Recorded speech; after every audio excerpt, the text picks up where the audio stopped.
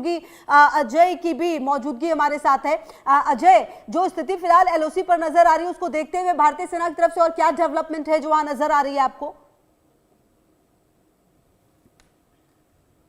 देखिए, मैं आपको बताऊं कि अगर लाइन ऑफ कंट्रोल की अगर बात करें तो पिछले कुछ महीनों से ऑपरेशन सिंदूर के बाद से लगातार उसी तरीके से लगातार जो है वो सेना सतर्क है। हमने देखा पाकिस्तान की तरफ से घुसपैठ की कोशिश हुई, उसे नाकाम किया गया। पाकिस्तान की तरफ से ड्रोन भेजे गए, उन्हें मार गिराया गया। ड्रग्स वेपन भेजे गए, उनको वहीं पे नष्ट कर दिया गया। ये तमाम चीजें जो हो रही हैं ये बताती हैं कि सेना लगातार सतर्क है। दो ऑपरेशन इस वक्त चल रहे हैं, एक ऑपरेशन सिंदूर जो जारी है और दूसरा ऑपरेशन सिंदूर जो हिंटरलैंड पे चल रहा है, जम्मू कश्मीर में मौजूद आतंकियों के सफाई के लिए। उसमें सुरक्षा बलों की लगातार कार्रवाइयां चल रही हैं, आतंकी मारे जा रहे हैं। जो छुपे हुए आतंकी हैं उनको मार गिराने के लिए कवायद तेज की गई है और आतंकी जंगल में दर दर भटक रहे हैं और देख रहे हैं कि अपनी जान बच सके। और वहीं अगर आपको बता दूं कि पाकिस्तान जो इस वक्त कर रहा है, जहां तक पाकिस्तान ये छुटमुट फायरिंग करने की कोशिश कर रहा है एलओसी पर, कभी फायरिंग करके कुपवाड़ा में सेना को निशाना बनाने की कोशिश करता है, कभी पुंछ में फायरिंग करता है, तो इसके पीछे की जो वजह है वो यही है कि पाकिस्तान सीधा जंग नहीं कर सकता। पाकिस्तान अगर सीधा जंग करने लायक होता तो आज सोचिए 61 को देखिए, 71 को देखिए, 99 को देखिए, ऑपरेशन सिंदूर को देखिए, आज तक तो कुछ नहीं कर पाया। पाकिस्तान को पता है प्रॉक्सी वॉर ही उसके पास ऐसा जरिया है जिसके जरिए वो विदेशों से पैसा लेगा। उस पैसे से पाकिस्तान की तरक्की या उसकी फाइनेंशियल कंडीशन सुधारने के बजाय यहां आतंकवाद को चलाता रहेगा। कश्मीर मुद्दे को लेकर वो चुनाव लड़ता रहेगा, मगर अब पाकिस्तान के पास बचा कुछ नहीं है, सिर्फ गिदड़ भपकियां देने के सिवाय कुछ नहीं। आज अमेरिका की शय पर पाकिस्तान अगर कुछ करने की सोच रहा है, उस पे भी पाकिस्तान को यह जरूर याद रखना होगा कि अमेरिका पाकिस्तान से कई मील दूर बैठा है, मगर भारत जिस जगह पे बैठा है, चाहे वो ये इलाका है जम्मू कश्मीर से सटा, पंजाब हिमाचल से सटा हुआ, गुजरात राजस्थान से सटा हुआ, या फिर दूसरी तरफ अगर आप देखें तो अफगानिस्तान का जो फ्रंट इस वक्त खुला हुआ है, ये पाकिस्तान के लिए बहुत बुरा होगा। जी ठीक है अजय, रहिए हमारे साथ, लगातार बातचीत होगी। फिलहाल शुक्रिया आपका इन तमाम जानकारियों के लिए और हमारे तमाम गेस्ट भी हमारे साथ मौजूद हैं। और आपको बता दें कि डॉक्टर अमजद अयूब मिर्ज़ा भी अब हमारे साथ जुड़ गए, एक्टिविस्ट हैं पीओके से। तो डॉक्टर अमजद अयूब, जो ये स्थिति फिलहाल पाकिस्तान कर रहा है, आखिरकार क्यों? क्या प्रॉक्सी वॉर के अलावा पाकिस्तान के पास कोई ऑप्शन है? देखें, प्रॉक्सी वॉर के साथ साथ ये अपनी जो है ना अपनी बका की जंग भी लड़ रहे हैं, अपनी एग्जिस्टेंशियल वॉर भी लड़ रहे हैं, क्योंकि ये ऐसे एक मकाम पे आ गए हैं, ऐसी स्टेज पे आ गए हैं जहां अब इनके पास इसके अलावा और कोई रास्ता नहीं है कि ये जंग में छलांग मार दें, क्योंकि इनका अपना वजूद खतरे में पड़ गया है। आप देखें बलूचिस्तान में इनकी क्या हालत है, मतलब है कि बिल्कुल आउट ऑफ कंट्रोल है इनके बलूचिस्तान, रोज मर रहे हैं ये वहाँ पे। खैबर पख्तूनख्वा में जो है हालत आपके सामने है। पंजाब जो है वो इनके खिलाफ हो चुका है इमरान खान की वजह से।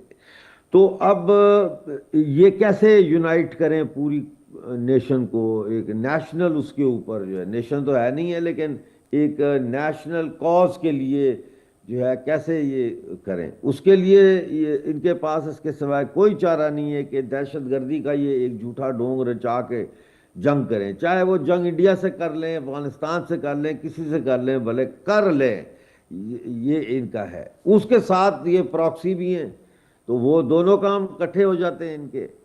लेकिन ये है कि ये इस तरह चलेगा नहीं, और अब तो वाज़ेह हो चुका है कि अफगानिस्तान जो है वो भारत उसकी मदद के लिए आएगा, इसी तरह रूस आएगा, तो पाकिस्तान के लिए मुश्किलें बढ़ रही हैं। आप देख लेना कितना बड़ा डेडलॉक चल रहा है तुर्की में, कि कोई डील नहीं हो सकी, कोई मुज़ाकरात में कोई पेशरफ्त नहीं हो सकी, और उसके बजाय अब इन्होंने कहा जी 6 नवंबर को फिर बैठेंगे। तो ये तो वही हो गया, कमीशन पे कमीशन, कमीशन पे कमीशन वाली कहानी है। बैठेंगे बैठेंगे तो देखी जाएगी। लेकिन ये मैं आपको बता दूं कि ये पहली दफ़ा अफगानिस्तान की हिस्ट्री में है कि अफगानिस्तान की जो जनता है वो एक हो गई है। वो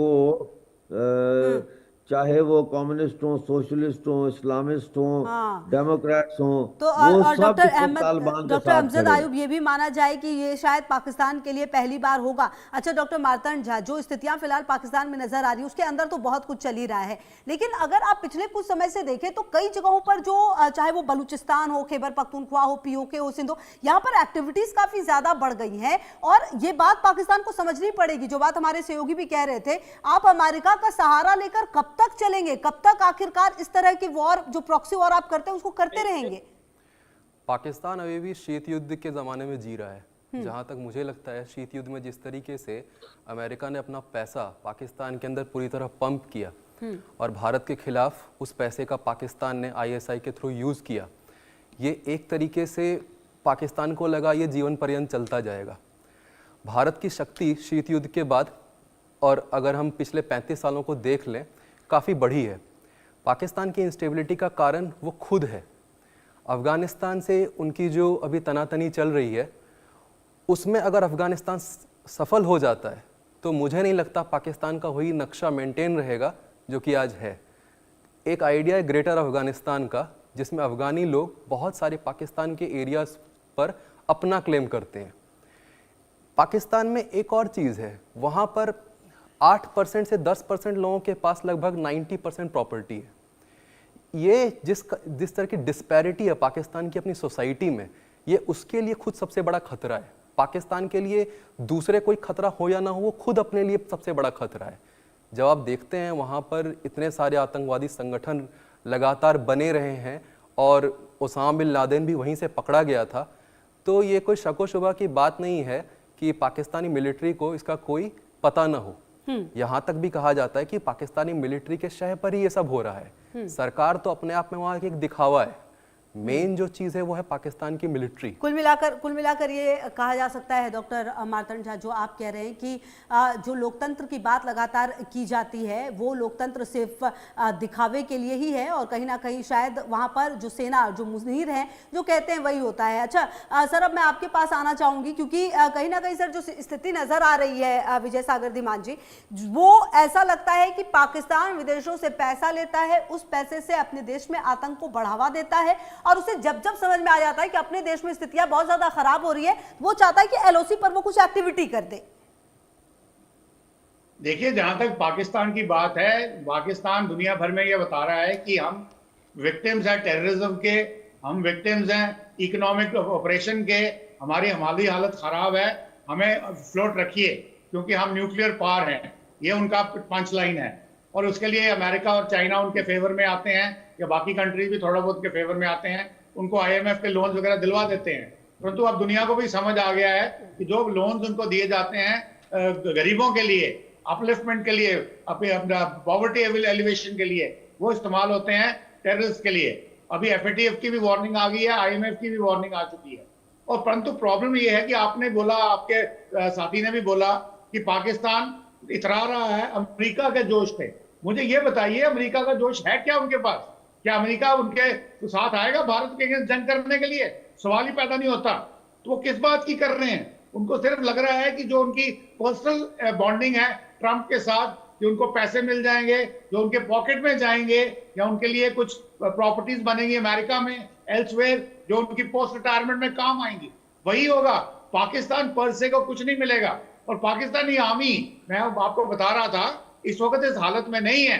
मैंने बोला निचले स्तर का शब्द इस्तेमाल कर रहा हूं, उनकी औकात नहीं है इस वक्त, क्योंकि वो इतने जबरदस्त फंसे हुए हैं। और नंबर 2 सबसे बड़ी बात जो है, पाकिस्तान के जो ऑफिसर रैंक्स हैं, रैंक एंड फाइल में बहुत ज्यादा डिसकंटेंटमेंट है, और वो ओपनली रिवोल्ट करने के लिए आए थे।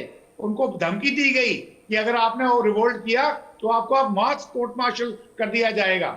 ऐसे चलते समय जब रिफ्ट बन गई है मिडिल लोअर लेवल ऑफिसर में हायर लेवल के साथ, प्लस दी जॉनीज आपके सोल्जर्स के साथ, तो क्या लड़ाई लड़ेंगे? उसका हालत आपने देख ली है कि अफगानिस्तान बॉर्डर पे उनका क्या हाल है, पख्तूनख्वा में उनका क्या हाल है, बलूचिस्तान के आर्मी के सामने उनका क्या हाल है, पीओजे के सिविलियंस के सामने उनका क्या हाल है, बल्तिस्तान गिलगित में क्या हाल है। तो इस सिचुएशन में ये जो हरकतें हो रही हैं लाइन ऑफ कंट्रोल के ऊपर, ये पहले भी थी। तो इसको मैं ज्यादा महत्व नहीं देना चाहता। भारतीय सेना इसके लिए बिल्कुल तैयार है, इनको निगेट कर सकती है और इनका जवाब भी देती है। इन्फिल्ट्रेशन अटेम्प्ट होते हैं, सारे के सारे पकड़े जाते हैं। उसके अलावा गोलाबारी करते हैं भारत के सिविलियन एरियाज के ऊपर, क्योंकि इतने ये कायर लोग हैं, इनको समझ में नहीं आता करना क्या है। तो उस सिचुएशन में ये जो कर रहे हैं इसका कोई मतलब नहीं है। तो पर उनको ये पता चल चुका है कि यदि उन्होंने कोई मेजर अटैक किया या कोई टेररिस्ट हमला हुआ तो जो भारत का 2.0 होगा वो डिस्प्रोपोर्शनेटली लार्ज होगा और पाकिस्तान को बर्बाद करके रख देगा। और अगर बाई चांस उन्होंने कभी न्यूक्लियर की बात करी, पहले तो अमेरिका उनको करने नहीं देगा, नंबर तो अगर करी भी तो मैं आपको यही याद दिलाता हूं कि आज से 26 साल पहले 99 में वाजपेयी जी को रात को बताया गया था ऑपरेशन पराक्रम के दौरान कि आपको बताया गया था कि देखिए अमेरिका पाकिस्तानी आपके ऊपर अटैक करने वाले हैं। उन्होंने बोला मुझे तंग मत करो, सोने का टाइम हो गया है। हाँ। तो आप उनको ये बता दो ये बात तो सही है। भारत के रक्षा मंत्री से लेकर तीनों सेना प्रमुख ने बार बार ये बात दोहराई है कि अब अगर पाकिस्तान इस तरह की हरकत की तो फिर उसे जवाब दिया जाएगा और ये भारत न्यू नॉर्मल है भारत के लिए। ये बात तो खुद प्रधानमंत्री ने भी कही थी। अच्छा डॉक्टर अमजद अयूब मिर्जा, जो स्थितियां फिलहाल नजर आ रही है, क्या लगता है आने वाले समय में जो अंदर खाने जो चल रहा है पाकिस्तान के, वो कुछ बड़ा रूप ले सकती है क्या? मेरा ख्याल है कि इसमें अब खड़े होने की ताकत नहीं है। यही वजह है कि हम सुनते हैं ना कि एक म्यान में दो तलवारें नहीं रह सकती। पाकिस्तान में इस वक्त एक म्यान में दो तलवारें हैं। हाँ। शहबाज शरीफ और आसिम मुनीर दोनों एकजुट हुए हैं, क्योंकि सबकी बर्बादी हो रही है ना, सिविल हो मिलिट्री हो। Pakistan is going like down the drain, is going downwards. So इस वक्त पाकिस्तान में कुछ बड़ा होने की मुझे नहीं लगता। इन्होंने जिस तरह से तहरीक लबैक पाकिस्तान वालों के कत्लेआम किया है मुरीदके में, और उससे पहले इन्होंने जिस तरह डी चौक में पीटीआई के लोगों का कत्लेआम किया है, और जो पश्तूनख्वा में ये छोटे छोटे मासूम बच्चों को मार रहे हैं ड्रोन हमलों में, ये लोगों के घरों के ऊपर ड्रोन फेंक के औरतों को मार रहे हैं, प्रेग्नेंट औरतों को गोलियां मारी हैं इन्होंने, ये और मार रहे हैं। और इसी तरह से बलूचिस्तान में जो कुछ ये कर रहे हैं, सिंध में अभी इन्होंने एक वहाँ पे बहुत मशहूर स्टूडेंट लीडर हैं गनी चांडियो, उनको उठा लिया हॉस्पिटल। वो अपने बच्चे को लेके गए हैं उसका ट्रीटमेंट कराने के लिए, बीमार था बहुत, उसको हॉस्पिटल से उठा के ले गए, अगवा कर लिया सिक्योरिटी फोर्सेस ने, और वहाँ बड़े मुजाहरे हो रहे हैं। तो कहने का मकसद ये है कि पाकिस्तान इतनी बुरी तरह से फंस चुका है, इतनी बुरी तरह से फंस चुका है कि ये ज़्यादा से ज़्यादा क्या कर सकता है? ये तो कुछ भी नहीं कर सकता ना, कू भी नहीं कर सकती आर्मी ये अपने मुल्क के अंदर। अब कू करने की भी इनके पास हिम्मत नहीं है। ये अगर इलेक्शन ही कराएंगे तो वो इलेक्शन भी जो है उससे कोई रिजल्ट नहीं निकलेगा। बिल्कुल इस वक्त ये वेजिटेबल हो चुकी है। अब बड़ी बात तो ये भी है ना डॉक्टर अमजद अयूब, आप जो कह रहे हैं, अब इसका आखिरकार जो उपाय है वो क्या है डॉक्टर मार्तंड झा? जो स्थितियां चल रही हैं पाकिस्तान में, आखिरकार ऑप्शन क्या है? क्योंकि खुद में तो घिरा हुआ है, ऊपर से एलओसी पर इस तरह की हरकतें कर रहा है, अफगानिस्तान के साथ अलग उलझा हुआ है। इसे लगता है कि अमेरिका जाकर बातचीत कर लेना और सऊदी अरब के साथ डील कर लेने से क्या तमाम स्थितियां सही हो जाएंगी? क्या दुनिया को नजर नहीं आएगा कि पाकिस्तान के अंदर खाने क्या चल रहा है? देखिए, पाकिस्तान इस भुलावे में रहता है कि उसके पास एक न्यूक्लियर वेपन है। मैं उसे वेपन ऑफ ब्लैकमेल कहता हूँ। मैंने खुद एक पेपर प्रेजेंट किया था जोहानिसबर्ग में सन 2020 में, जहाँ पाकिस्तान के भी एक्सपर्ट्स आए थे, और मेरा उनसे सीधा सवाल था कि हमने जो अपना न्यूक्लियर प्रोग्राम बनाया, ऐसा तो नहीं है 1998 में जब इंडिया ने परमाणु परीक्षण किए उन्होंने 2 हफ्ते में अपना न्यूक्लियर प्रोग्राम खड़ा कर लिया हो। Basically Pakistan was a screw drive away to make its own nuclear programme. Pakistan को लगता है कि अगर उसके ऊपर एग्जिस्टेंशियल थ्रेट कभी आया तो उस वेपन का इस्तेमाल वो भारत के खिलाफ करेगा। और बार बार 26/11 के हमले से देकर आज तक आप देखते जाएं, इंडिया ने एस्केलेशन लैडर पर चढ़ने से बार बार अपने आप को रोका है। लेकिन हो सकता है अगर ऑपरेशन सिंदूर 2.0 हुआ तो एस्केलेशन लैडर पर भारत को चढ़ना उसकी एक मजबूरी बन जाएगा।